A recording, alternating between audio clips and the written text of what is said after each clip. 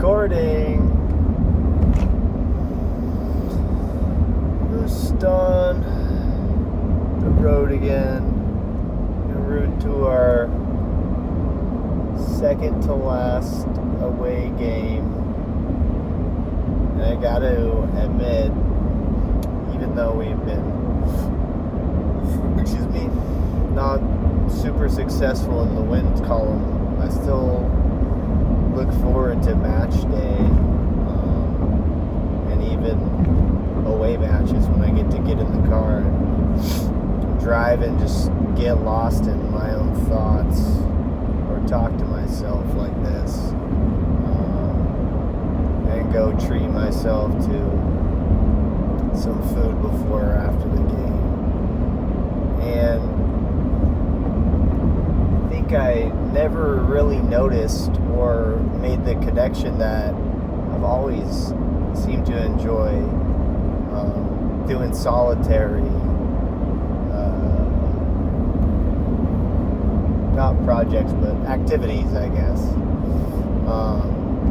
Even though I've been coaching volleyball for like 18 years now, obviously a team sport, but it's the sport I enjoyed the most and still enjoy the most. And indoors is just not it's not a solitary sport. Sand, you can be by yourself and constantly change partner, but with indoor you need at least like 10 people, a coach, but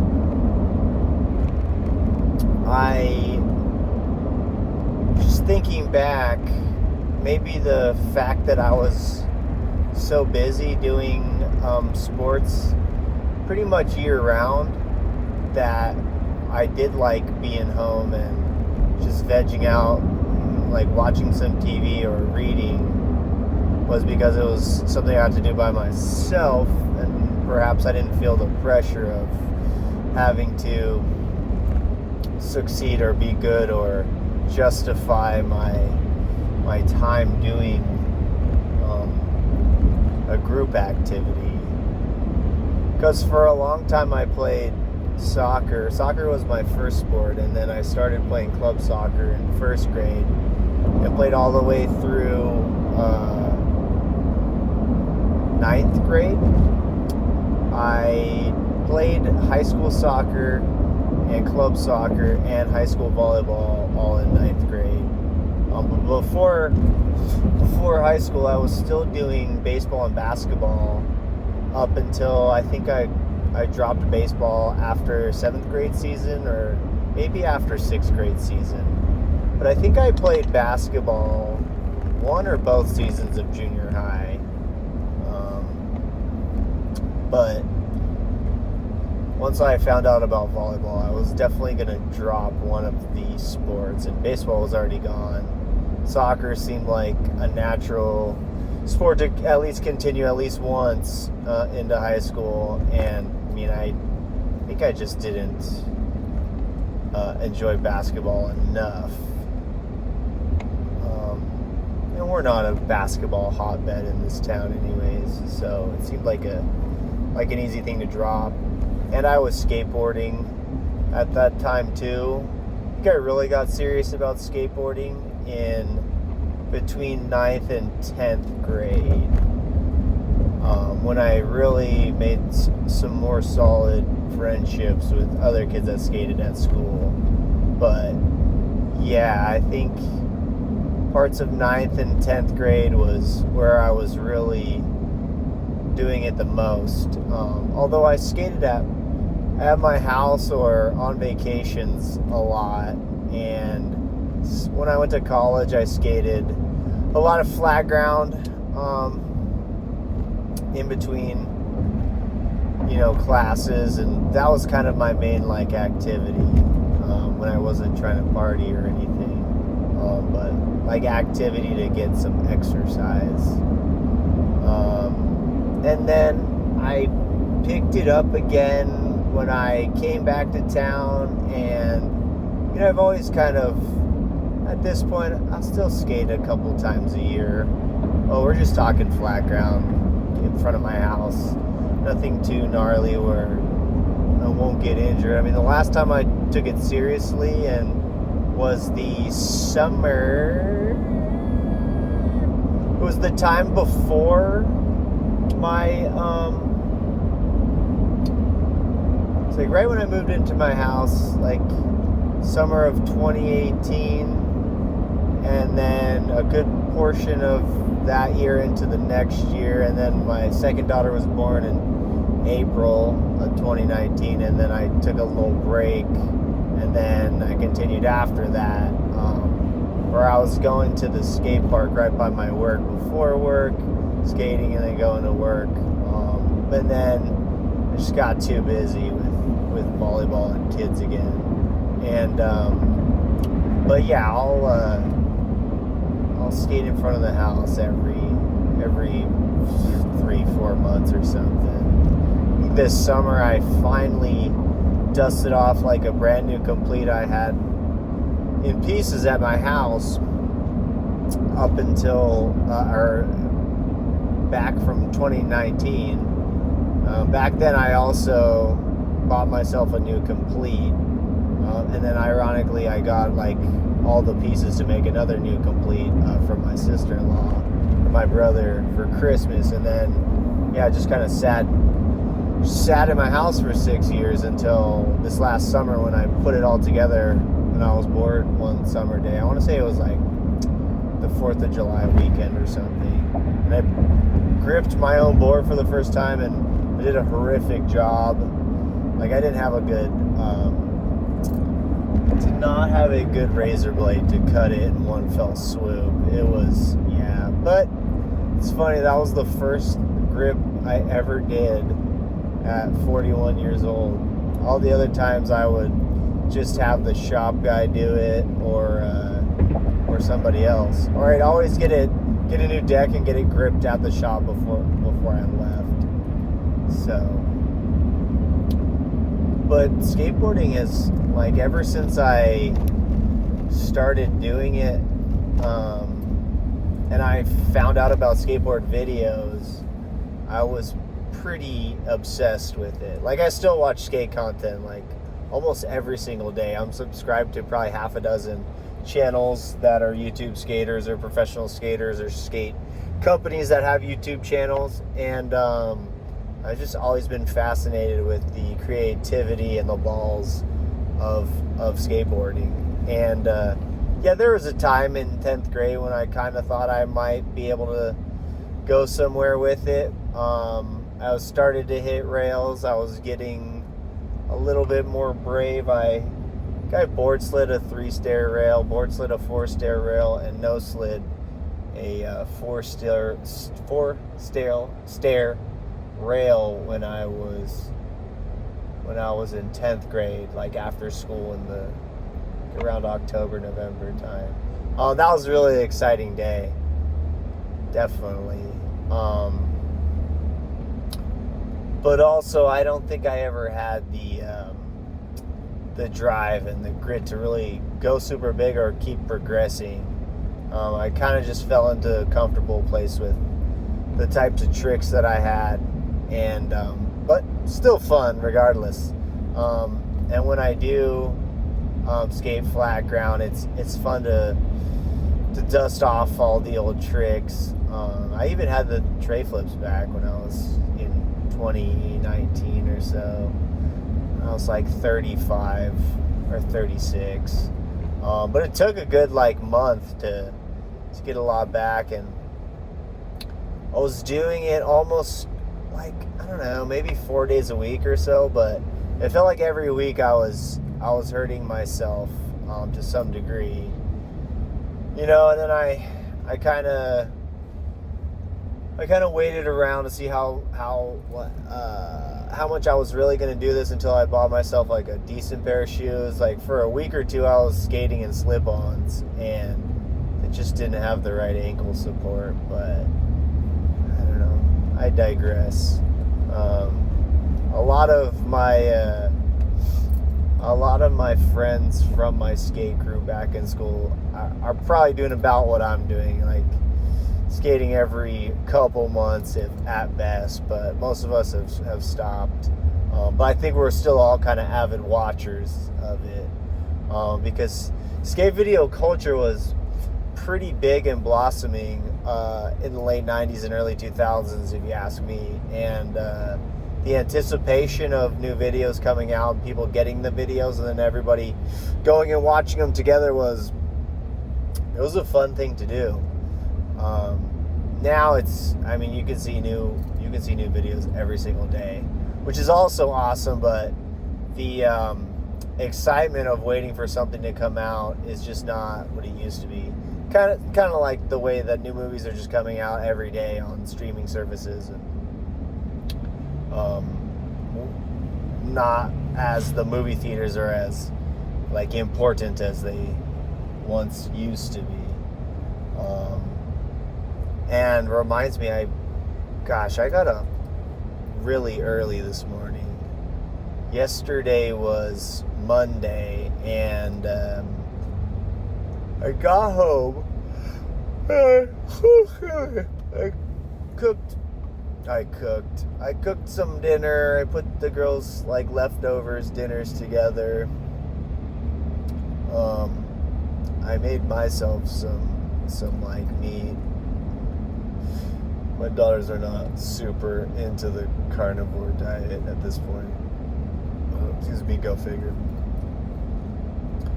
But I ate and we did baths and we did homework and we like relaxed a little bit, and I just was not I just didn't feel the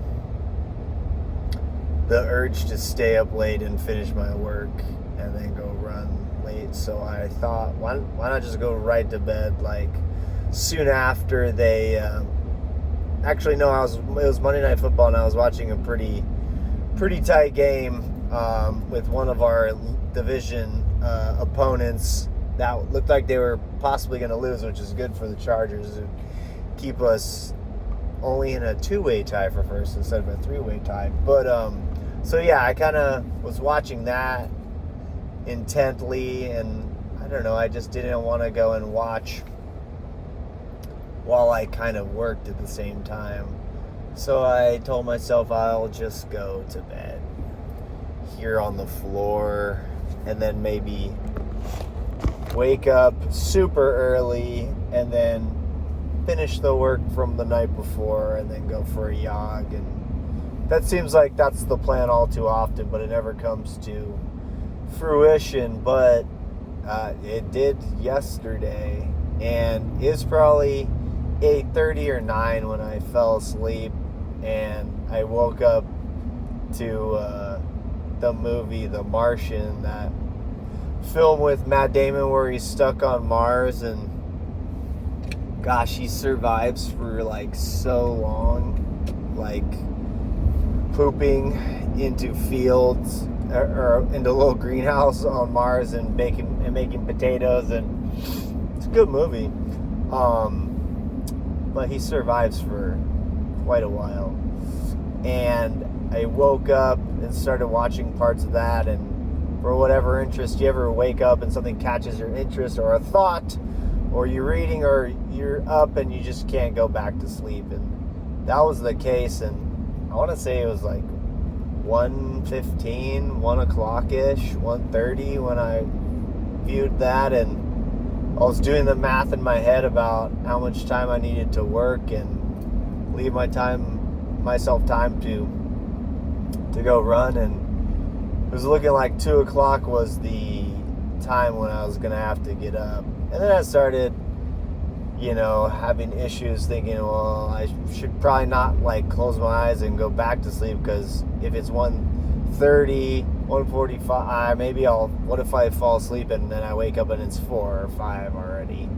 So I just kind of kept myself up, and I started watching that movie, was it Swimming with Sharks, with Kevin Spacey and that other random dude from Career Opportunities, the guy that was such a such a 90s actor. And he was like the guy that was running the Battle of the Bands contest in the School of Rock. That older, you'd recognize him if you saw him.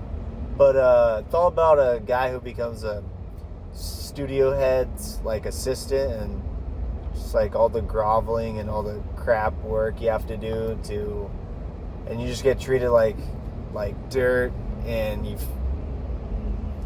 find out the Kevin Spacey did that job for like 10 years before and now it's his turn, and he feels like now it's his turn to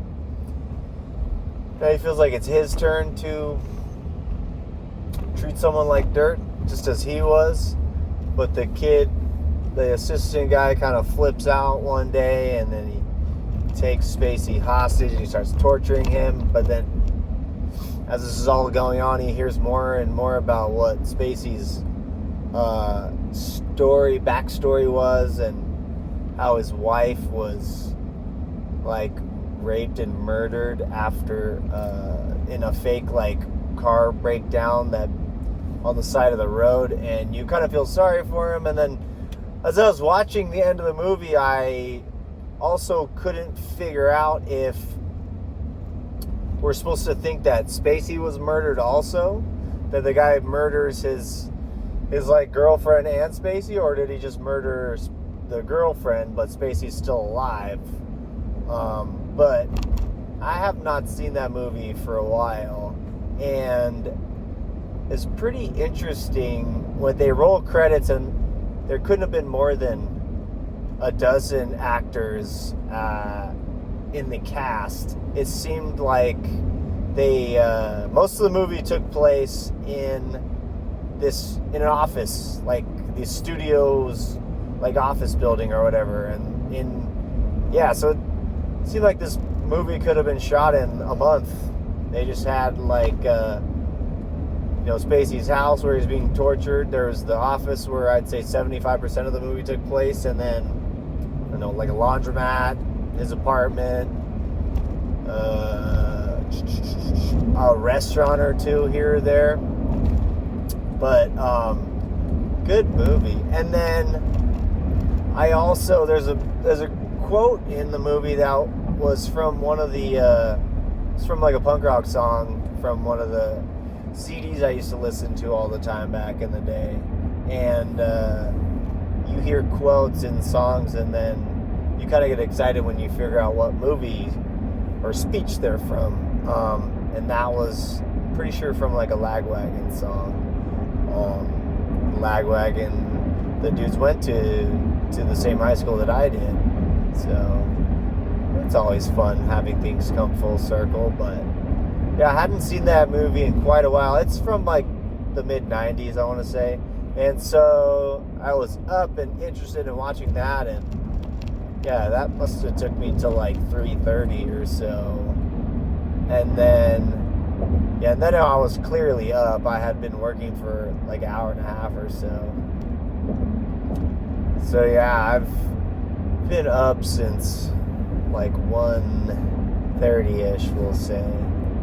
And then I worked until about 4:45, and then I went for a jog, and then I came back and took a deuce and showered, and before I knew it, it was time to drop the girls off and work. And I'm just feeling a little bit tired right now. It's like 3:30 right now, but what are you gonna do?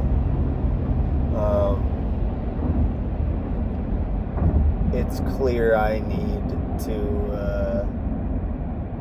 to try and utilize my time and multitask as best I can, and that's kind of only feasible if I work at home at least a couple hours, at least an hour, like every day.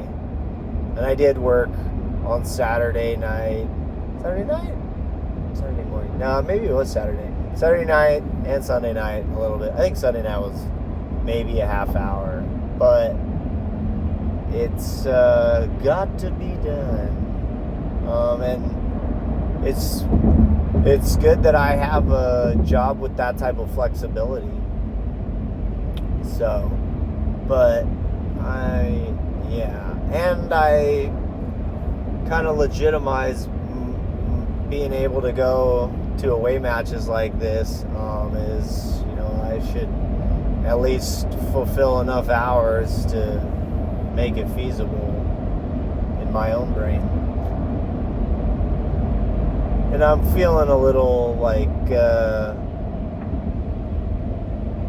I don't know. It's a little bit slower. I feel like the thoughts to the words are coming out a little jumbled, but that's neither here nor... Whoa!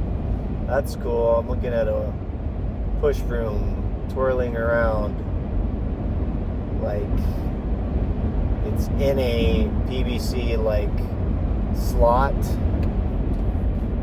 to be stored, but the wind on the freeway is making it go round and round.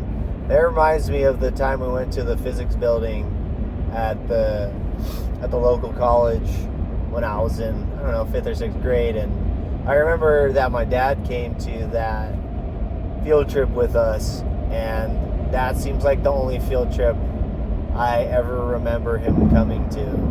Not that I'm upset or anything about that, but both my parents worked all the time. They both had full-time jobs, or maybe that was part of the year or so when my dad wasn't working. Maybe that was it. But my mom she was an elementary school teacher, so pretty much any times we had like field trips, she was at school taking care of her own class and whatnot. So I don't recall her going to any field trip. I'm sure she did though. My parents are awesome. My parents are awesome. I have no complaints. I think a lot of these insecurities that I've kind of stumbled upon in the last few years are probably all my own doing, and all the probably just undue pressure that I don't need to put on myself, but for some reason I have. And I don't know. I think it's got to be some sort of like competition I put on myself with my brother or with my parents or somehow. I can't help like thinking or wanting to make them proud often, because I feel guilty that my education and my rent was paid for, and a lot of the things I was fortunate enough to have and was just kind of given to me from my parents. And but maybe it's not my place to feel like it was their like journey as parents to want to do that, or maybe there was lack thereof from their own parents. But I don't know. I just feel like I don't know that I just haven't done enough to justify all that I've been given and all the help that I've received. And it's a weird thing to be insecure about. I guess at face value, or I should just be happy and stoked and just grateful. But it's hard for me, I guess, when I see my brother working so hard and all that he's accomplished. And I know that we're two different people, and he's got a learning disability. He's a little bit dyslexic, but you would never know that unless he brought it up in conversation. He's just a very hard worker, and always has been. In sports and work and school, he always got really good grades also, and he had that working against him. Whereas I don't. I just kind of, I just accepted and understood the dance of school, or the way that it works. And I enjoyed it for all those reasons, because I just, what's the word? Not gave in, but I was accepting of what the school process was, and I never fought it like so many kids do. And could be because it's so difficult for a lot of kids, because they have learning disabilities, or they were never shown help from people at home or siblings or stuff. And maybe that's why I never felt super upset about school, or never bummed out about it, because I knew I had that support from my mom, who was a school teacher, my dad that was super intelligent, and my mom super intelligent too, and super very hardworking.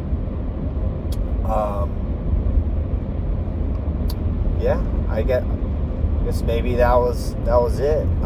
Not to say I did not procrastinate quite a bit towards the end of my high school, and then in good consistency in college.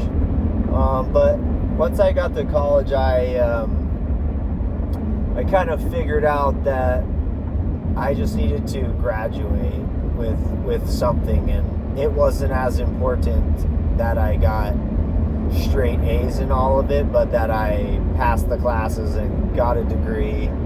And now looking back, it wasn't for me. It was for my folks, and that's okay. I'm okay with that. Once again, it was them. They paid for it. I wasn't on scholarship or anything. And there is a cooler in the middle of the freeway. Scary. When my folks were driving me down, I think my second year of college, because we were taking some furniture to my new apartment. I was behind my dad. He was in a pickup truck with a bunch of stuff, and I was in my truck with a bunch of stuff. But we tied down some furniture, like a love seat or whatever, but we didn't tie it down very well. And my dad was the car in front of me, and the love seat got filled up with air, or the way we tied it down was not secure. It lifted this love seat up out of the back of the truck and slammed down in front of me, in the lane in front of me, and I kind of swerved out of the way of it and was okay. But we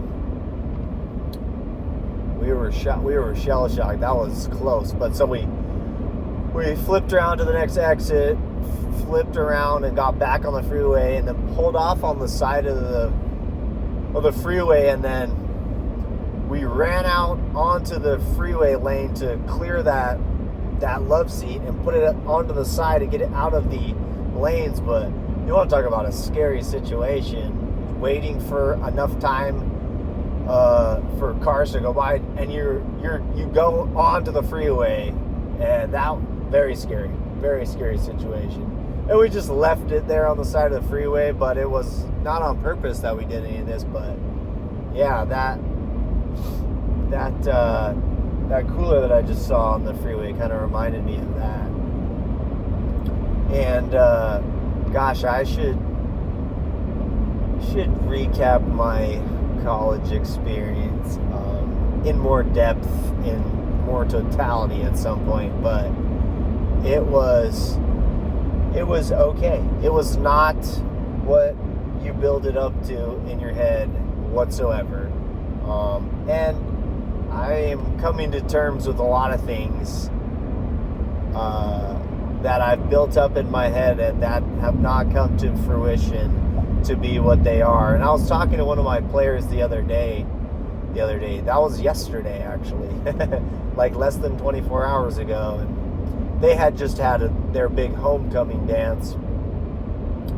And I had told them, like, the night before the last time we saw each other, which was a few days before they were going to go to that they should be safe, be careful, don't get in any vehicles with anyone that's drinking or using drugs. And like that, my coach and I, we don't want to see you guys get hurt, and we care about you, and to prevent that, you have to take some responsibility and make the hard decision to maybe upset one of your friends or somebody if that means you don't get in a car with them. And then sure enough, a couple of them said, like, we were good on homecoming, we didn't do anything stupid. And I was like, good. And then we got talking, and I said something to the effect of, like, how was the dance, like, or did it live up to everything you thought it would be? And they shook their head immediately, like, no, it didn't. And I kind of regret, like, saying that or asking that, because you don't want their bubble to be burst.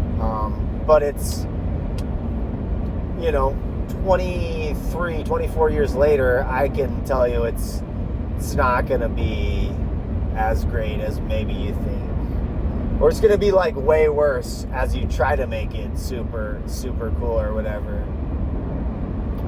But, yeah, my college experience was very, not transactional, but I did it, but I did not really spread my wings that much. Did not make a ton of huge leaps out of my comfort zone. We'll come back to that. Another time. But it was cool. But another thing that I struggle with feeling okay with, because I hear about so many people being in debt with college student loans for, until they're like my age. Some people are paying them off. But yeah, I'll legitimize it by saying I will make the same effort to pay it forward and give all my children the opportunities to do the same things. But I'm I'm coming to the realization I have nowhere near the amount of fundage that my folks had, or I thought they had, or if they do, they made like way more than I thought they did. Which my dad was always very, very smart about.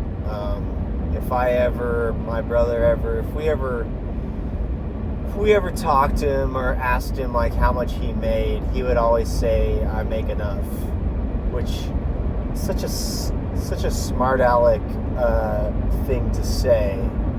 But my dad's a fucking smart aleck, so that tracks. And so am I. But shoot, if I just do the math and think back to all the great like vacations we went on, like that shit ain't free. And I understand like they were doing well.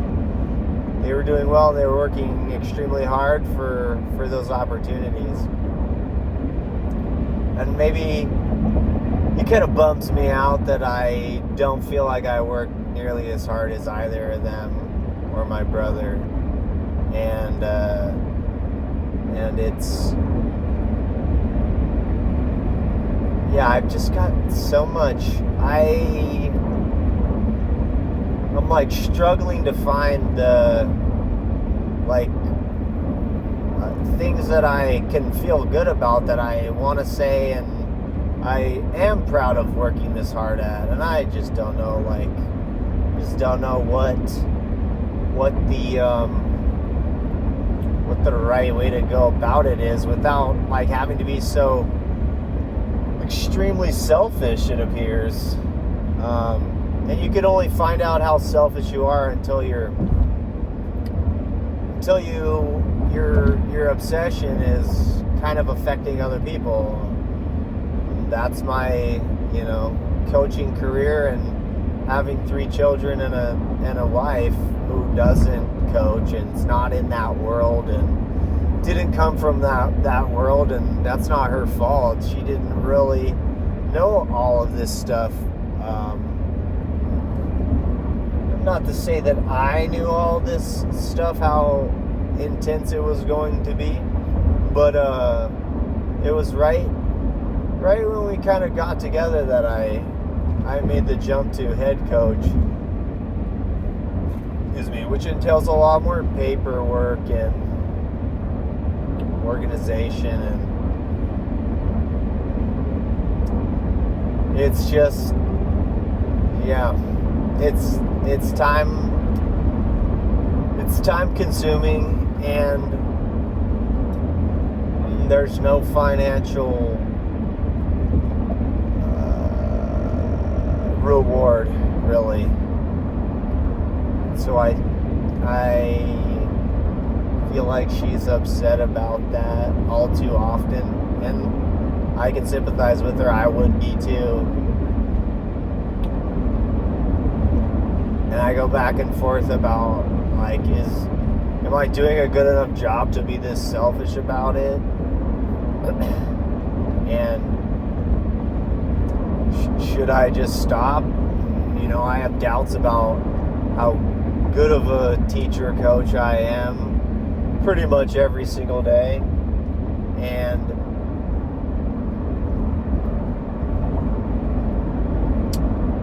just where am I, like, proud of all this? Where am I, like, proud of something? Where am I saying this is, like, a good use of my time? Should it just be all focused on the kids? Should I be, like, spending I don't know. I don't know if I can. Of course, I haven't tried, but just the constant repetition of being so busy and hard work. Like, I don't know if I possess that, like, work ethic or whatever,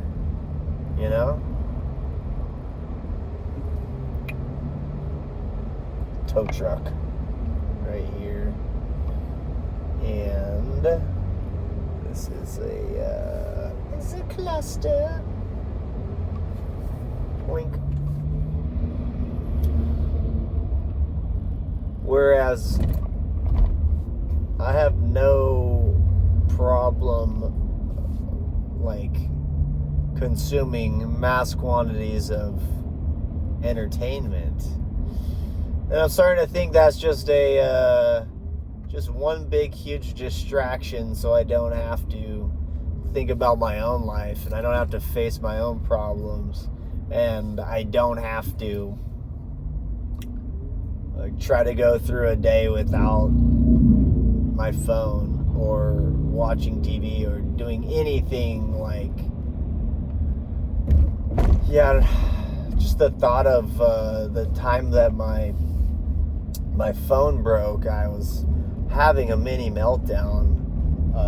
For what? Because I was, I guess, just alone with my thoughts, and I just have convinced myself that I'm, like, not that interesting of a person or whatever, but maybe I've never given myself the time to develop anything interesting about myself, because I'm constantly absorbed with other things I'm thinking about and watching, and I don't know if this is making a ton of sense, but I think I know what I'm saying. And that kind of probably where all my, like, insecurities about social situations and conversations stems from, is that I feel like I have about 5 minutes of conversation about sports and football and fantasy and movies, and no politics, no religion, so whatever will we talk about? Obviously, all that becomes a little bit easier if you're in a social situation and maybe you're all having a few drinks here or there, but gosh, I haven't even been in that realm in so long anyways. And I'm sure all this is a bunch of stress and anxiety about nothing, really. It's just interesting how easy it comes to a lot of people. Or, like, is it easy because they're, like, studying all the time?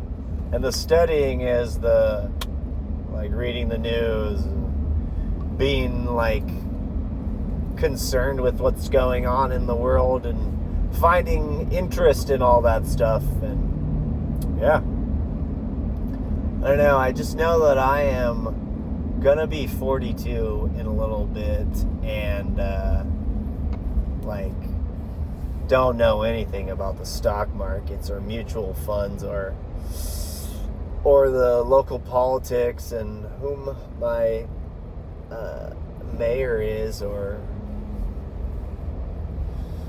like, where do you find the interest in all that stuff? I hear a lot of people say once you have kids and a family, when it affects you, you might be a little more interested in it. Shoot, even if it does affect me, it's like not as entertaining as watching a movie or playing football or skateboarding. Maybe that's just me. Like, maybe that's the bare bones of it all. Like, I'm never going to be interested in that stuff, and I just want to work hard and provide, and then when I do get a few moments here or there, do something that's like fun. Yeah.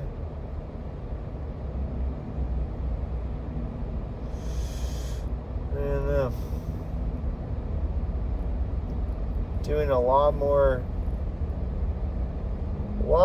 thinking lately, and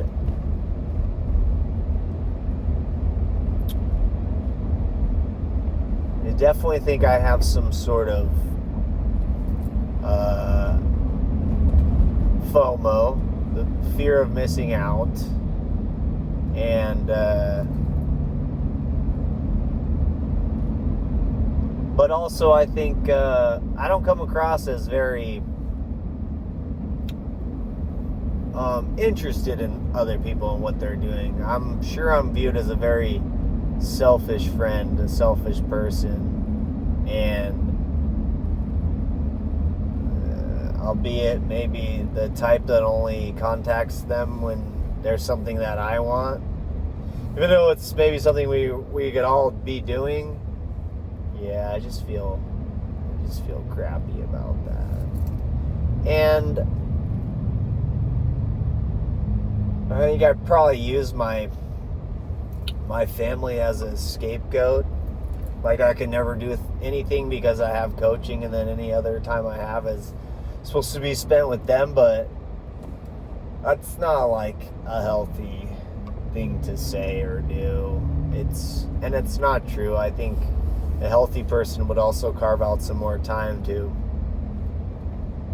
like, have, like, friendships with people and whatnot. Yeah. And I feel like I have way too much need for acceptance also. From my dad, I think, a lot. I think because I'm not super, like, macho and masculine, I just want so desperately to win something with this coaching career, just to give to my dad so he can say something from time to time about me, because my brother's killing it, dude, and he just puts his head down and he works, man, and then he's not afraid to spend that money on some some cool stuff, and those things happen to be some things that my dad is into also. And I don't think I ever gave them the credit of, they have like a different relationship than me and my dad do. And I wasn't even here for 3.5 years, so that'll always be his first son, his oldest son, and all the things that he struggled with and overcame, to see where he's going now, it's got to feel pretty good. And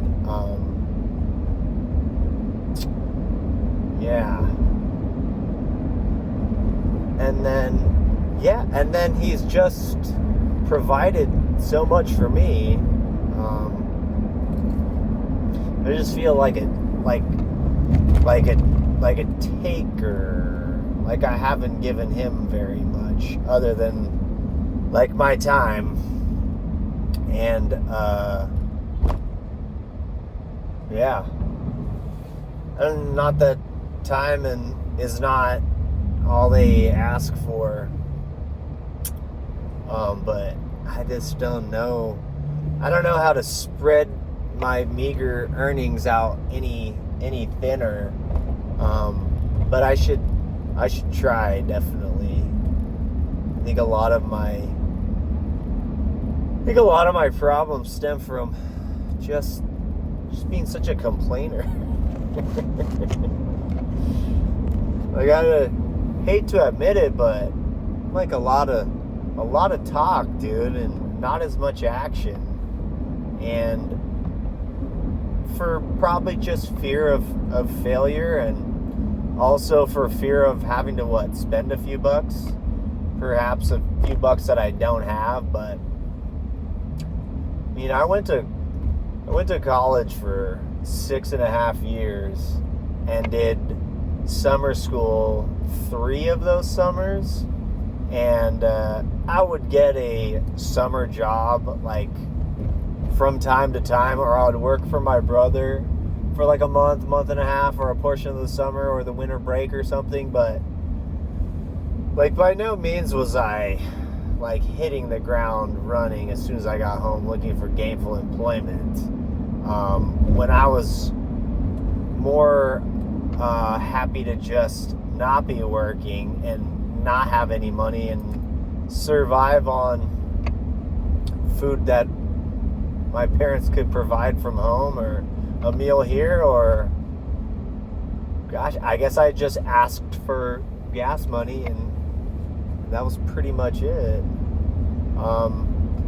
Which I know now probably had an effect on my work ethic. And yeah, I just struggle to put 8 hours of straight work together on a daily basis. It's a lot more successful when I cut it up, or I do a big shift and 1 or 2 little shifts, piece it all together. And I got volleyball and intermingled with all that too, but of course I'm not getting paid for that. But yeah, lately I've just been hearing a lot of the old, you got to find out what you're passionate about first and do that for free, and eventually one day you'll find some monetization in that, or you'll carve out a little section of that passion that will pay you.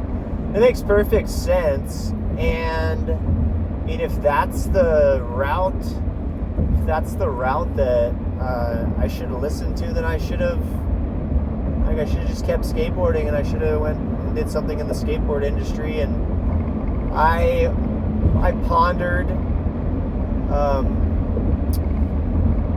opening my own skate shop and what I thought that would entail, and it sounded like an expensive venture at the time, and I did not feel comfortable asking my parents for $100,000 to $500,000 to get a space and a product and try and sell stuff and try to do that.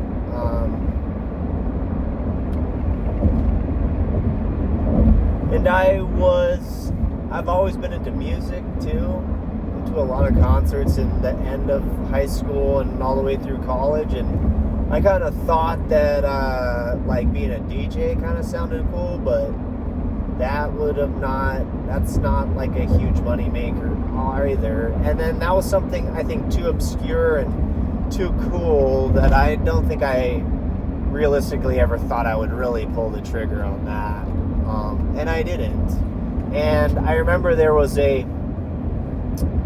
at my college, there was, you could host your own little like radio show through the college radio station. You just had to show up to a meeting and you could talk about what type of music you wanted to, and probably would have aired at 3 o'clock in the morning, like on a Sunday, and 2 people maybe would listen to it. But I remember 2 years in a row, like I really considered going to that, but I chickened out and I didn't go, and then I just never followed through with that. And then I never had a major. I never even gave real thought to about like what like I really like, because I feel like college and the importance of college has changed a lot in the last 20 years. I went to college from 2002 to started in the fall of 2002, and I graduated. I got my teaching credential, and I left. I graduated in the spring of 2008. Then I worked in a parking garage the summer and up until about October, end of October, like middle of November, and then I called it quits, and I came back to my hometown like right before the new year in 2008. So yeah, it must have been sometime in October, early November, because I remember I saw a CIF finals of my school for the girls. It was our school and then our rival school both made it to the CIF finals, and they ended up playing at the local college, which was really cool. Which was the first high school volleyball match I went to when I came back, and might have been the first high school girls volleyball match I ever went to, because I do not remember going to any in high school, which might be accurate, but yeah, like I spent quite a bit of time in college, and for what I kind of like was like navigated and steered towards, my mom said she thought I'd be a good teacher, and I didn't have a better like thing to do, and so that was the route that I went. And my dad tried to convince me I would be a good technical writer or like good at marketing or something, but once again, like these are things that I had no clue like what they were, and then being given an elevator pitch of that didn't make it much more enticing to me.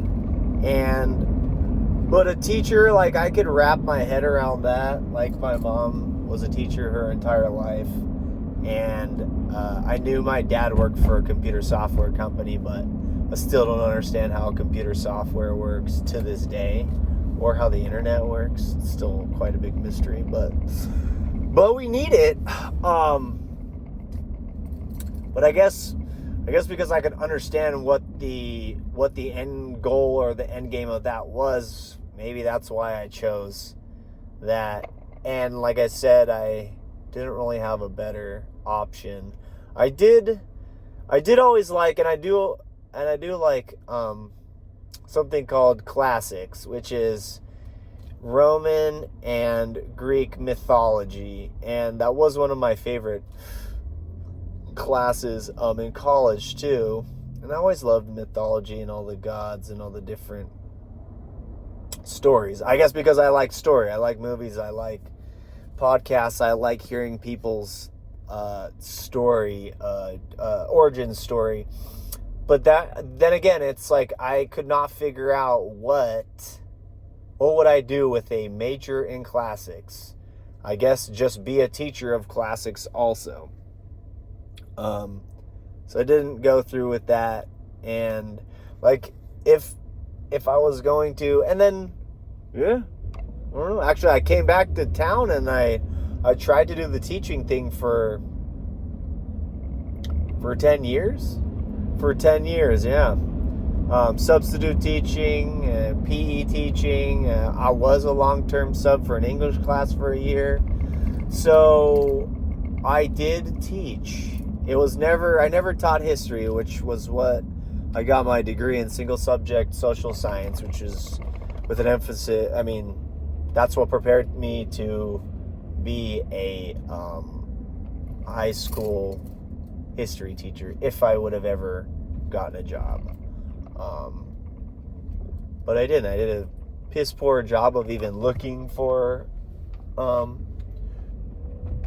full-time gigs, and because deep down I was never really that interested in it. And it's kind of sad to admit that, and it took me a really long time to admit that to myself. Even longer time to admit that to my mom. And then when I told them, they were not visibly upset that much at all. And I think it just goes to show, parents are gonna love you unconditionally for the most part, and they just want to see you happy. They want to see you succeed. And I guess all this coaching stuff has given them something that they see that I enjoy and I like and I'm reasonably good at. But it's got to feel a lot better when you can see your kid making a ton of money doing something they love to. So anyways, I must be feeling better about this whole situation. Is I talked about my folks and how I feel like maybe I was some sort of disappointment to them, but I didn't even cry at all. Look at me, I'm like growing up. So nice. All right. Gosh, that was like almost an hour. I think I'm gonna dip.